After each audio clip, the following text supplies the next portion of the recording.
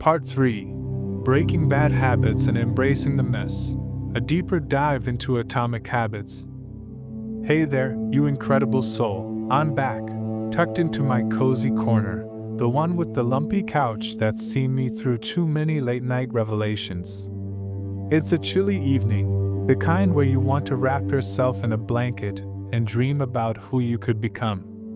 My tea's steaming, for now, my notebook's open, pages crinkled from all the times I've flipped back to reread my own scribbles, and I'm feeling this mix of nervous excitement and quiet hope. Atomic Habits by James Clear has been my guide through this wild ride of change, and every page feels like a conversation with someone who gets it, who knows how hard it is to rewrite your life, one tiny choice at a time. Part 1 laid the foundation with small habits and the 1% rule. Part 2 gave us the 4 laws to build good habits. Now, in Part 3, we're tackling the flip side, breaking bad habits, those sneaky patterns that hold us back, and how Clear's laws can help us untangle them. I'm sharing my own battles, some still raging, and I hope it lights a spark for you too. So, grab a warm drink, settle in, and let's dig into this together. This is me, heart wide open, ready to pour it all out. The heart of Part 3, untangling the bad to make room for the good. If Part 2 was about building habits that lift you up, Part 3 is about clearing the weeds, those bad habits that creep in and choke your progress. James Clear doesn't just tell you how to add good habits, he shows you how to dismantle the ones that keep you stuck. The same 4 laws we explored last time: make it obvious, make it attractive, make it easy, make it satisfying, get flipped to break bad habits, make it invisible, make it unattractive, make it difficult, make it unsatisfying. These inversions are like a secret weapon, and when I read them, I felt this jolt of empowerment, like I could finally outsmart my worst impulses. But let's be real, it's not all smooth sailing. Breaking habits is messy, emotional work, and I've been wrestling with it in my own life. I'm sharing the highs, the lows, and the in-betweens, because this isn't just a book summary, it's my heart laid bare, hoping it resonates with yours. Law 1: make it invisible, hiding the triggers that trip you up. Let's start with the first law, flip for bad habits, make the cue invisible. Clear says bad habits thrive on obvious triggers, things in your environment that nudge you toward the wrong choice. See a bag of chips on the counter? You're halfway to munching. Phone buzzing on your nightstand? You're scrolling before you blink. To break a habit, hide the cue, make it vanish from your radar. This sounds straightforward, but it's like decluttering your brain, and it hit me hard. My biggest nemesis: late night phone scrolling. I'd crawl into bed, exhausted, promising myself an early night, only to lose 2 hours to Instagram reels about cats and DIY disasters. The cue was my phone, glowing on my nightstand like a siren call. Clear's advice to make it invisible felt like a dare, so I tried it. I started charging my phone in the living room, across the house, not even in arm's reach. The first night was brutal. I felt this restless itch, like I was missing something vital. I tossed and turned, my brain begging for that dopamine hit. But without the phone's glow, I grabbed a book instead, just a paragraph, then a page. It wasn't magical, but it was progress. A week in, I was falling asleep faster, waking up less groggy. I still slip sometimes. Last night, I brought my phone to bed, just to check one thing, and lost 30 minutes. The guilt stung, sharp and familiar, but I heard Clear's voice. Don't aim for perfect. Just keep tweaking. So tonight, it's back in the living room, and I'm feeling a flicker of pride, like I'm taking back my nights. I tried this with snacking too. My kitchen counter was a minefield: cookies, chips, you name it.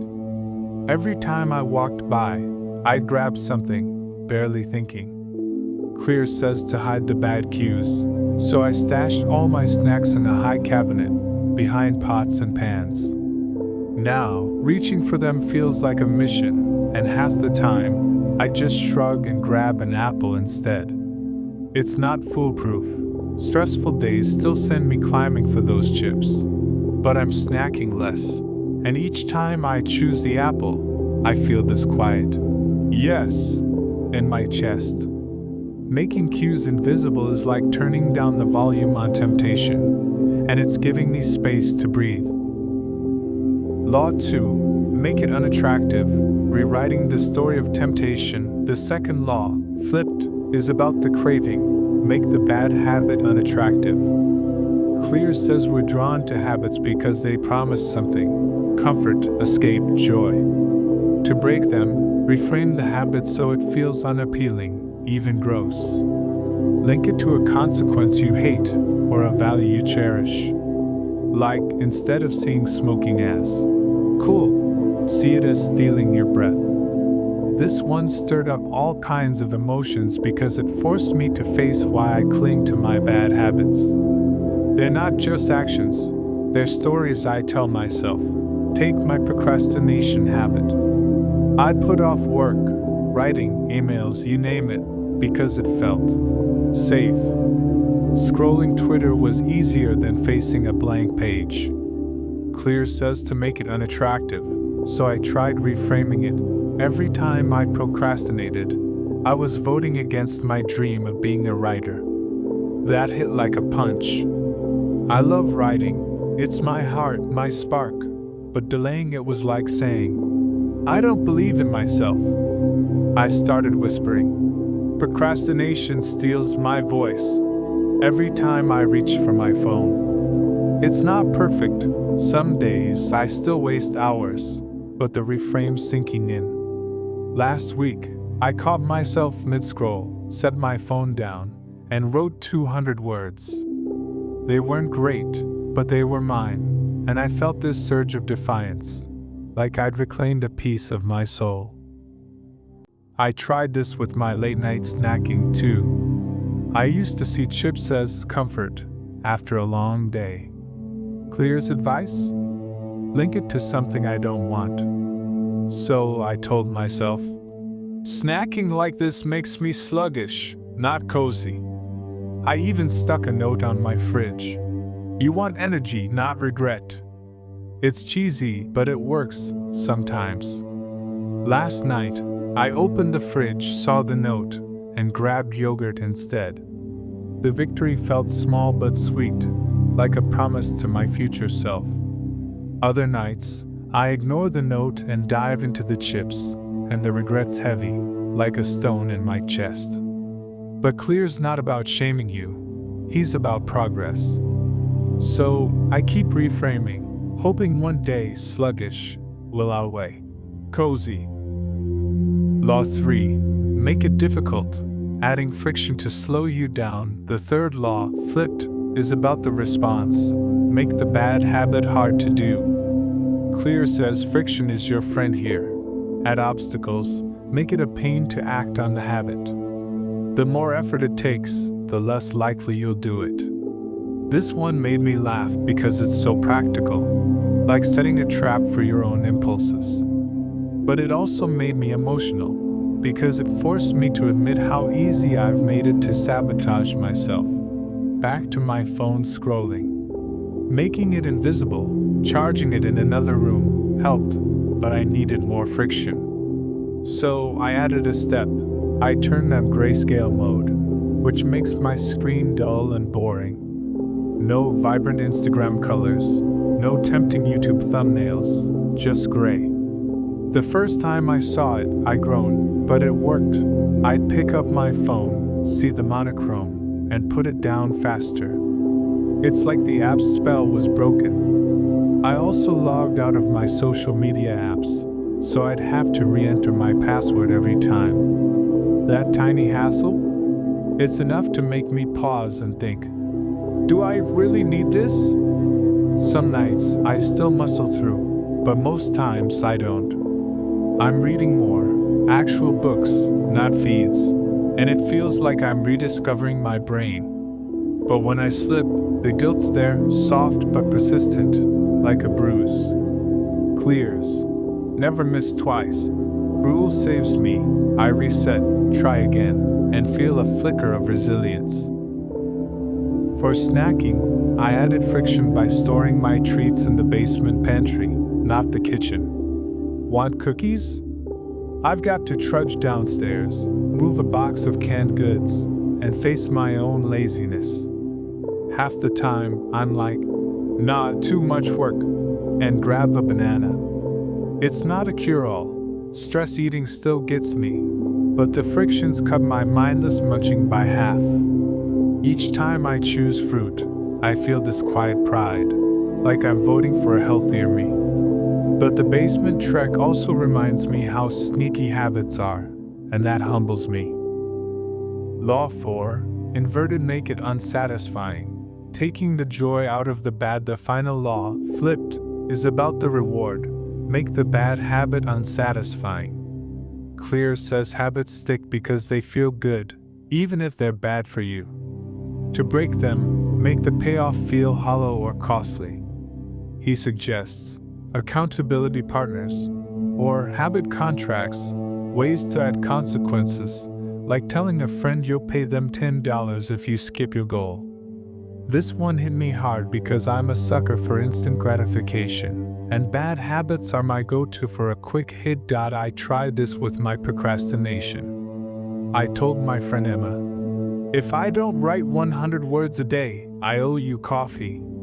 She laughed, but she held me to it. The first time I skipped, I had to buy her a $5 latte, and it stung, not just the money, but the embarrassment.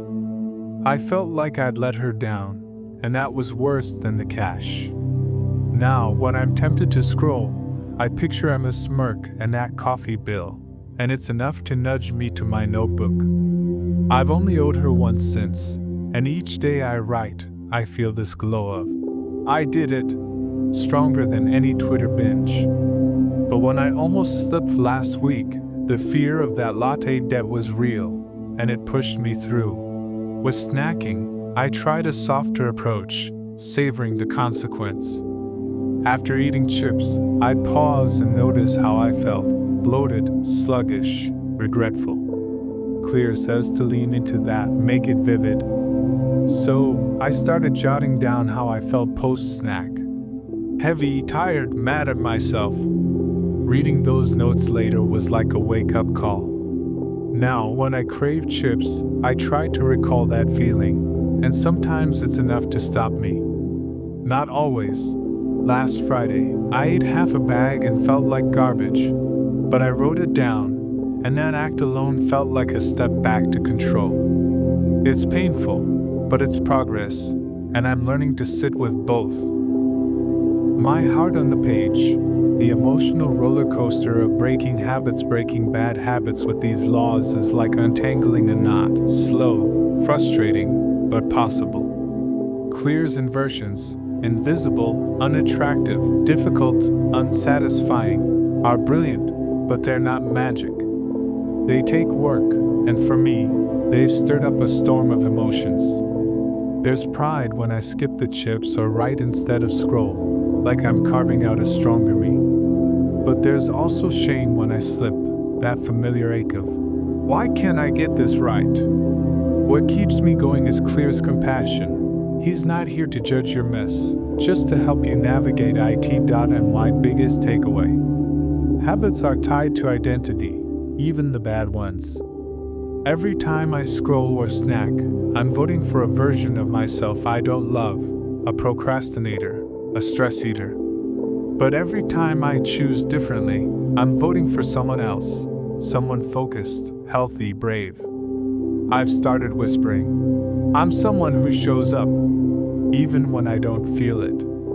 It's scary, like stepping into a role I'm not ready for, but it's also thrilling. Last week, I resisted my phone for 3 nights straight, reading instead, and I felt this quiet power, like I was rewriting my story. The hardest part is the patience. Breaking habits isn't a sprint, it's a slog, and the valley of disappointment from part 1 looms large. I've cut my scrolling, but I'm not free yet. I snack less, but not never. Some days I feel unstoppable, others I'm back in the mud. Clears. Never miss twice. Mantra saves me. Slip once, fine, just don't make it two. When I ate chips Friday, I chose fruit Saturday, and that choice felt like a hug to myself. It's not perfect, but it's progress, and that's enough for now. What's coming in part 4? We're not done yet. One part left to wrap this up. Part 4 will zoom out for a big picture review, how Atomic Habits ties together, why it's a gift, and more of my experiments. Procrastination's still my dragon, but I'm learning to slay it. For now, I'm here, notebook smudged, heart racing, feeling like these laws are helping me untangle my chaos. Breaking bad habits is hard, but it's also hope. Proof I can choose differently, one small no at a time. What about you? Got a bad habit you're ready to tackle? Which